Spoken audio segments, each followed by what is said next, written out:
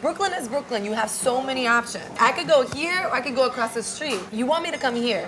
What you gotta sell it to me. You're Like, not what's gonna that? find a place where you're gonna actually see a mother. My mother is in the kitchen. Okay. Making sure all our dishes are coming out as if it was at her home. Like, this is a literal extension of her home kitchen.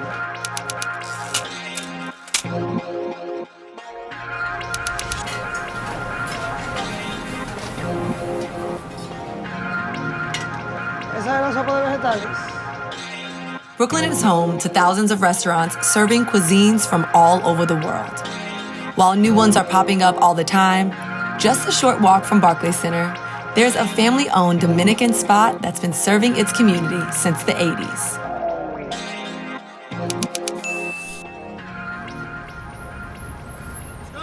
So why don't I walk you through, this is our space. It's not a big space, but you know. It's not the biggest space, but it has big energy. Absolutely. Okay. This is my mother, Christina. Hi, I'm Allie. This is Allie, love. I'm Allie. Nice to meet you. Thank you for coming. This is my father.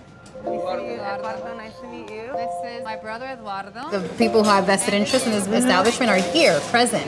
And they are really involved in making sure that everyone who walks through that door has a real authentic experience. Y también quiere vegetales salteados, tostones y red beans.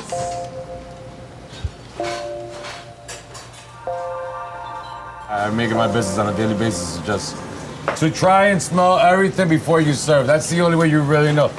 Every time you prepare a dish, taste it. Make sure that you know what you're serving. I get to do the hard job. Ya esto está listo para allá, para el cliente. Puedo llevarlo. Se dice caliente porque se puede quemar. Caliente, caliente. This is what the business is all about, this counter here. Okay. This counter, the steam table. It's been here. Steam table. Steam table. They call it el steam. El esteem. El steam. So back in the 80s, and the lunch specials were like $3, you know? And it's been what we've been known for, like amongst the community. So you want to just kind of have food hot and ready. Yes. And then you can serve it up. I started coming here about 18 years ago. Became really friendly with the family and never ate anything I never liked. How is Dominican food different from other kind of Latin Hispanic foods? It's really about our sauces and our gravies and our stews. We take pride in really serving flavorful food. Like, we're big about making sure the flavors are on point. You can't go wrong with any of the dishes that you order here. You really can't. We have our pernil here, for example. pork, right? Pork. We're known for our pernil. This is a real popular dish here, one of our top sellers, the pernil with the yuca. It's my father's favorite dish.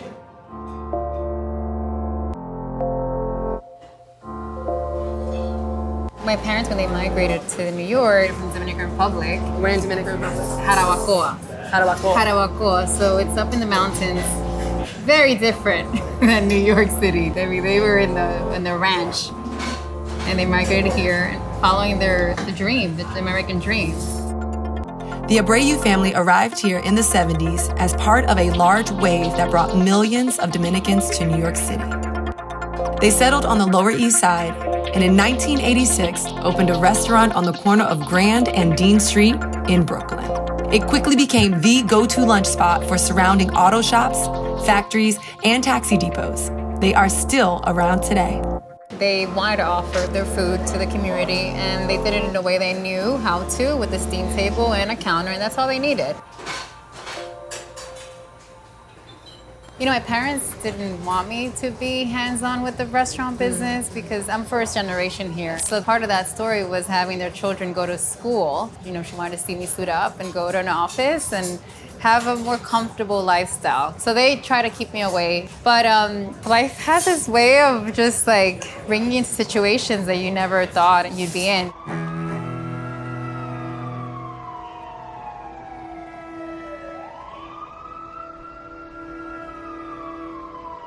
The fire started from a tenant. It came about from upstairs. It happened on a Sunday. We're closed on Sundays, and my aunt who lives across the street called us the smoke coming out of the building. My brother, the day after, he calls me, I need you to come over and I need you to see this. And I said, okay, so I come over and we see this. And it was just like, wow. Everything was sheetrocked, you know? Seeing the bare bones of this space, like these are pillars, are original pillars. And I mean, it's beautiful. So we had a meeting with our parents, like let's take advantage of this opportunity and give the restaurant a facelift. We also didn't know what we were getting into in terms of construction, but our community gave us so much strength. I helped restore it after the fire. I was out of work, and Eduardo gave me a job. They were really rooting for us. They're like, come on, we need you guys like open tomorrow. Like we need your food, and we did. We actually opened before finishing the construction. And my mom was like, and with the steam table, like I'm opening the doors. Like we'll continue working, but we need to be back. And our community has been here with us, throughout all the changes in our growth. So we've been coming here for about 6 years now. Actually, he came and brought me here on our first date. Good food. Food is always good. He proposed to me here. He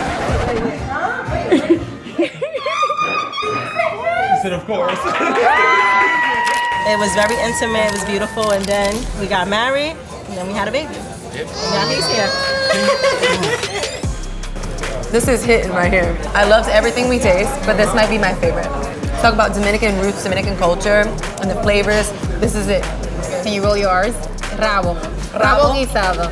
Rabo guisado. Oh, yeah, you got it. Rabo guisado. You got it. Buen provecho. Buen provecho. There you go.